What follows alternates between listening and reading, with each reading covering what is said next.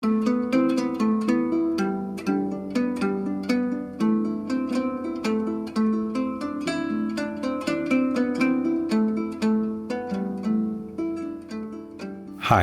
I'm Peter Adamson, and you're listening to the History of Philosophy podcast, brought to you with the support of King's College London and the Leverhulme Trust. Online at www.historyofphilosophy.net. Today's episode, The Platonic Successor, Proclus. In Athens, at the foot of the Acropolis, lies an archaeological site that was discovered at the end of the 19th century. It was a villa from late antiquity near the holy sites of Dionysius and the healing god Asclepius. The ruins contain, among other things, a statue of the goddess Isis and the remains of a sacrificed piglet. In the 1950s, it was suggested that the site could be none other than the house of Proclus. Born in Constantinople in the year 412 AD, Proclus came to Athens, distinguished himself as a great philosopher and practitioner of pagan ritual, and ultimately became head of the Platonic school. He was thus known as the Platonic Successor, one of the last thinkers in the golden chain that expounded and defended Platonism in late antique Athens. Just as you can't make an omelet without breaking a few eggs, apparently you can't forge new links in a golden chain without slaughtering a few piglets. We know more about Proclus than we have any right to, thanks to a surviving biography of the great man by Proclus's own successor, Marinus. Marinus's Life of Proclus is more hagiography than biography, a portrait of not just a philosopher but a sage, a man of deep piety and uncompromising virtue. Or rather, virtues. Marinus organizes the story of Proclus's life in accordance with the levels of virtue recognized by the Platonists, namely physical, ethical, political, purificatory, theoretical, and theurgic. Thus, we are told first of Proclus's handsome features and robust constitution. He was sick only twice in a life of 75 years.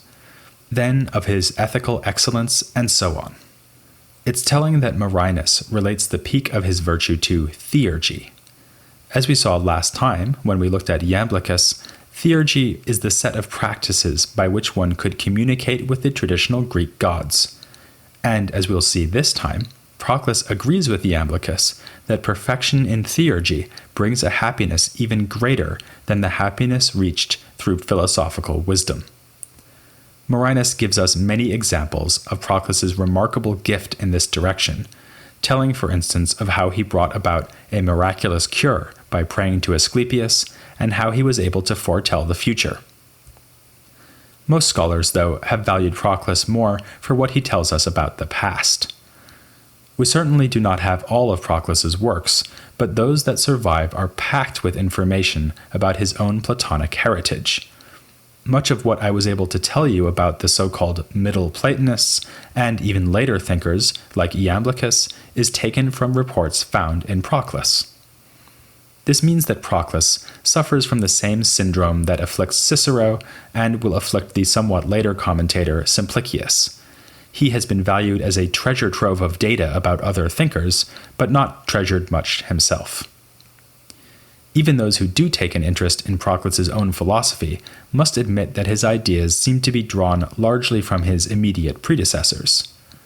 Proclus was taught by Plutarch of Athens, not to be confused with the earlier Plutarch I covered in episode 80.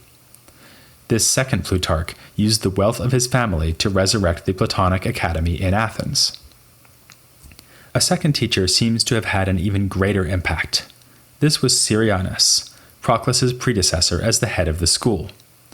His relationship to Proclus was so close that Proclus arranged to be buried next to his master in a shared tomb. Proclus's philosophy, especially in his commentaries on Plato, was based closely on that of Syrianus. To some extent, the sophisticated systematization of Platonic thought we find in Proclus is really the work of his teacher. The details of Proclus's reliance on Syrianus are obscure, given that Syrianus's own works are mostly lost. We do have numerous reports of his views in Proclus and others, as well as a surviving commentary on parts of Aristotle's metaphysics.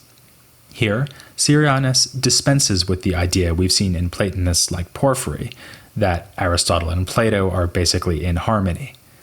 Syrianus concentrates all his attention on places in the metaphysics where Aristotle criticizes Plato.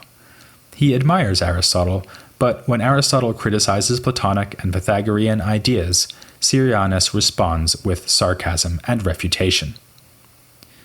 Mostly, though, we must turn to Proclus to see what sort of Platonism was embraced in this revived Athenian school.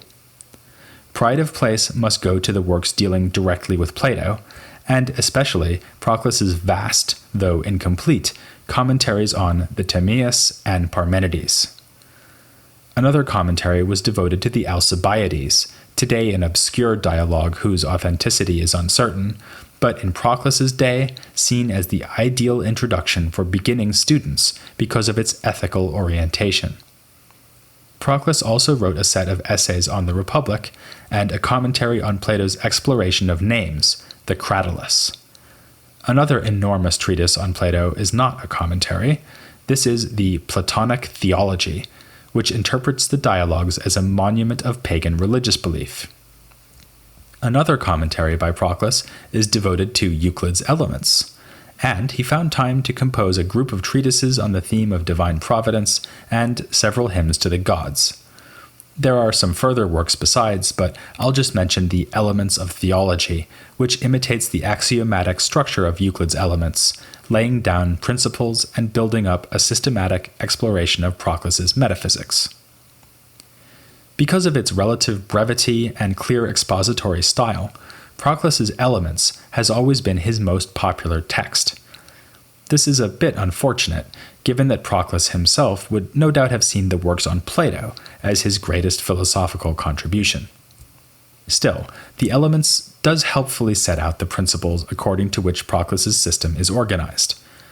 Perhaps the most important of these is a rule he shares with this podcast: there should be no gaps. He has taken over the idea that goes back through Plotinus to the Platonists of the early empire. All of reality arises from a simple principle, the One, whose effects become more and more multiple as they unfold. Broadly speaking, he also accepts Plotinus's scheme, according to which the One is followed by a world of intellect and Platonic forms. This is followed by soul, and finally, the physical universe. Proclus, however, would say that this description paints with the broadest of strokes. He seeks to ensure the continuity by eliminating any possibility of gaps between the levels of the hierarchy. For that, we need more rules, and Proclus provides them. Most notoriously, he uses triadic or threefold structures to introduce complexity at every level. To use a joke that is not original with me, Proclus demands that forms be filled out in triplicate. This is an idea that goes back to Iamblichus, but it is only in the works of Proclus that we see the system presented in all its glory. Let's take as an example the world of mind or intellect. Proclus, of course, follows Plotinus, and for that matter Aristotle, in thinking that intellect is something divine. He also agrees with Plotinus that intellect cannot be the first principle because it is not simple. Even if it is thinking about itself, it will be in a sense two, because it is both the thing that is thinking and the thing that is being thought. But for Proclus, this means we cannot speak of only one divine intellect. Rather, what is doing the thinking, the intellect, should be distinguished from what is being thought about, the intelligible. And there should be many gods of each kind. So Proclus says that there are two orders of gods, the intelligible gods, which are higher than the intellective gods. But this still isn't enough, because it seems to leave a gap or discontinuity between the intelligible and the intellective, as if Plotinus's single intellect had been divided in half and each half populated by many divinities. Proclus solves the problem by saying that there is a third rank of gods in between, the gods that are both intelligible and intellective. They form a kind of link between the other two ranks of gods. Together, the three ranks of gods form a triadic structure, with two extremes and a linking term in the middle. Such structures are to be found all over his system. Thus, Proclus not only provides a philosophical system that is admirably without any gaps, but also establishes the existence of a great many divine principles. And he's going to need these. He associates the levels of his rather baroque philosophical system with a bewildering range of traditional Greek gods, demigods, heroes, and demons. Because Proclus is so keen to avoid gaps, he is bound to worry about the generation of intelligible and intellective things from the One. As we've already seen, a perennial difficulty for Neoplatonism was the question of how many things derive from an utterly simple first principle. Actually, I hate to say this, but don't we really want a gap here?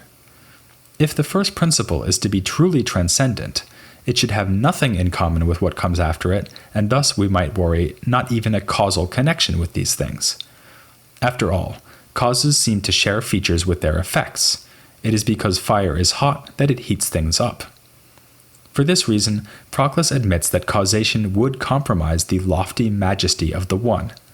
So, he suggests that there should be a principle of unity lower than the highest one, which gets its hands dirty, so to speak, by bestowing oneness on everything else.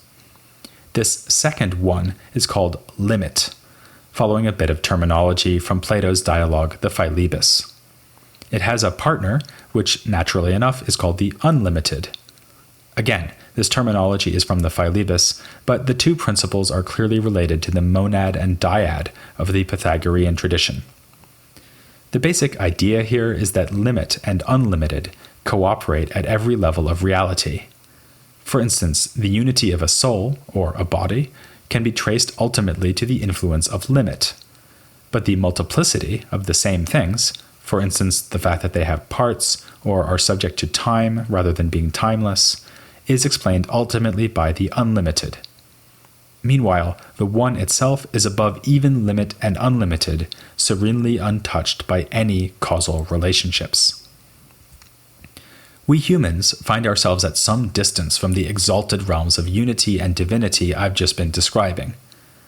Proclus believes that our attitude towards those principles should be one of reverence and worship, not just philosophical analysis.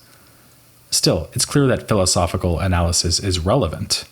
He thinks that one can establish the existence of things like, say, gods that are both intellective and intelligible by appealing to laws of reason.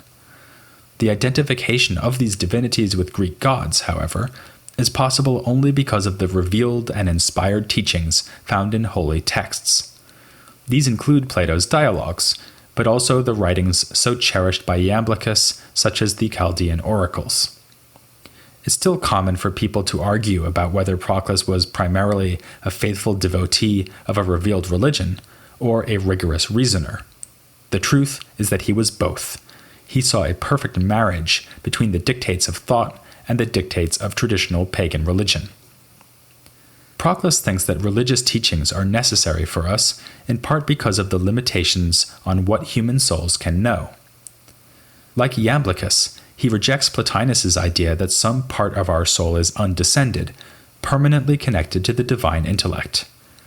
At best, our soul sometimes receives an illumination from above, to be specific, from the intellective gods, the lowest of the three ranks in the divine realm of mind. But the normal workings of the human soul, even at its best, are not like the workings of divine intellects. We think in time and discursively, making distinctions and grasping simple ideas by means of complicated proofs. Rather unexpectedly, Proclus's clearest explanation of this process appears in his commentary on Euclid's Elements. Given the context, he focuses especially on geometry, but some of what he says would hold for the soul's knowledge more generally. If you cast your mind back to Plato, you'll remember that in some dialogues, he makes our knowledge depend on a so-called recollection of things the soul already knows, but has forgotten it knows. Proclus builds this into a sophisticated theory according to which the soul always has within it images of the forms in the divine intellectual world. When we think, for instance, by doing a geometrical proof, we are unfolding these images that are innate within us. He calls this process projection, and gives as an example the use of the imagination to build diagrams in geometrical proofs. For instance, all our knowledge of triangles is ultimately derived from the simple form of triangle understood by the intellect of gods. Unfortunately, we can't just think really hard and instantly grasp everything there is to know about triangles. This is why, unlike Zeus, we have to take geometry classes. But when we sit in class proving the Pythagorean theorem, we are not, as Plotinus might have it, drawing on a permanent, direct connection to the mind of Zeus or any other divine intellect. Rather, we are coming to understand explicitly what is already inborn within us. So, when the oracle at Delphi tells you, "Know thyself," this means, in part, that you should have paid more attention in 7th grade math class. The fact that the forms are in us illustrates yet another general rule of Proclus's metaphysics. Modifying Anaxagoras's famous proclamation that everything is in everything, Proclus says that all things are in all things, but appropriately. For instance, the forms are in our souls, but in a way appropriate for souls. This rule comes with a caveat, though. The higher a principle is, the further down the chain of beings it will reach. Thus, limit and unlimited, being at the very top of the hierarchy, reach down all the way to physical bodies. Since the divine intellects are lower in the chain, they don't reach as far. Their influence is seen in souls, but not in mere physical objects. This explains why souls can think, but rocks cannot. But if the world around us is suffused with divinity and governed by providence, as it must be, since the highest gods are in this world but appropriately, then why does the world seem to leave so much room for improvement? The working of providence seems amply proven by the existence of creatures as exquisite and well-designed as giraffes, to take a completely random example.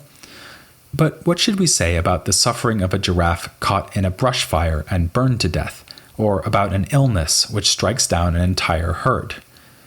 As we saw, Plotinus had an answer to such questions. He pointed to matter as the culprit, identifying it as the principle of evil and also as utter non-being, so that specific cases of evil are understood as mere privations or instances of non-being, like holes in Swiss cheese. We also saw that in giving this solution, Plotinus came dangerously close to the position of the Gnostics, who saw matter as an independent entity opposed to the good. Proclus, in fact, thinks Plotinus's Swiss cheese solution plunges him into the bubbling fondue of Gnostic dualism, so he rejects the idea that matter is a principle of evils. Where then do evils come from, given the rule of providence over our cosmos? Proclus addresses this problem in 3 treatises, 2 on the subject of providence and one called On the Existence of Evils. The title is a good clue to his conviction that evils do exist, and cannot be understood merely as privations of goodness. But he denies that there is just one source of evil. Matter is certainly not the principle of evil, as Plotinus claimed, because it derives from good principles. Indeed, from the good itself. We can also see that matter participates in goodness from the fact that it provides the potential for good things to come about. The cosmos as a whole is not only good, but divine, and it is made from matter. Instead, evils arise from a whole range of sources. They result from the fact that physical things are able to come into conflict, something that cannot occur in the more unified, simpler, intelligible realm populated by immaterial gods. In fact, evil depends on good things and the pursuit of good things in order to exist. For instance, fire is a good thing, an indispensable source of warmth and light, and giraffes are obviously good things. Yet it is precisely when these 2 good things come together in the same place in the savannah that an evil arises. The poor giraffe is caught in a raging inferno.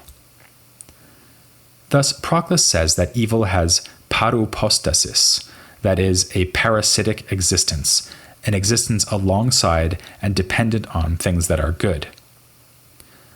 Though this is a new suggestion for how evil might fit into a Platonist metaphysics, Proclus also depends on traditional arguments found in the Stoics and in Plotinus to to hold that, from the cosmic perspective, all things are for the best. And no wonder. As we have already learned, the physical universe is full of divinity. But divinity does not emerge equally in all places and all times. This is why we need to pray and perform other rituals that invite the divine to make itself more fully manifest in our world. Here, Proclus is taking his lead from Iamblichus, who, as we saw, had integrated the pagan practices known as theurgy into his philosophical worldview. For Proclus, as for Iamblichus, theurgy is in fact a higher means of access to the divine than philosophy. This is because philosophy will, at its best, elevate us only to an understanding of the forms in the lowest rank of gods, the intellective gods. The more exalted divinities are beyond the reach of soul, which means that if we want to make contact with them, we must beseech them to come to us. We have a written record of how Proclus did so in the form of numerous hymns he wrote to gods like Athena. The writing of such hymns was connected to his eager participation in pagan rites and aimed at purifying himself for a union with God higher than anything philosophical argument could offer. Marinus tells us that the gods did come to Proclus. After Christians removed the statue of Athena from the Parthenon, she appeared to him in a dream and asked him to prepare his house, for she wished to dwell with him. This anecdote fits nicely with what has been discovered in the house that may have belonged to Proclus. Remember the sacrificed piglet. Proclus wove together many threads of the Greek tradition. He brought out the underlying logic of the metaphysical system embraced by his master Syrianus and by Iamblichus, providing the most explicit and elaborate account of late ancient Platonism that survives today. He also claimed to be the heir to a much more ancient philosophical tradition.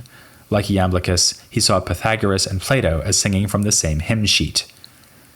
According to the biography of Marinus, Proclus announced that he was himself the reincarnation of an earlier Pythagorean philosopher and mathematician, Nicomachus of Gerasa. But Proclus's deepest commitment was to the pagan religious beliefs that were so threatened by the increasingly confident and powerful Christians. This was an age when pagan temples were being converted into churches, when statues were being ripped from their sacred homes. The last pagan philosophers of antiquity faced the bleak prospect that their faith might die out altogether, a shadow that hangs over many texts from the last generations of Greek Platonists. This will be our topic in a few weeks. But first, I'd like to pause to consult the closest thing available to oracles of Neoplatonism. This will help me round out our picture of pagan philosophy in late antiquity. Next week, I'll be addressing a topic we haven't examined much, ancient aesthetics, including Neoplatonic aesthetics, with a leading expert on this topic. The week after that, a second interview will reveal more about the Pythagorean strand in Neoplatonism and also the Neoplatonic contribution to political philosophy. So please sacrifice some time to join me in discussion, first with Anne Shepard and then with Dominic O'Mara, here on The History of Philosophy Without Any Gaps.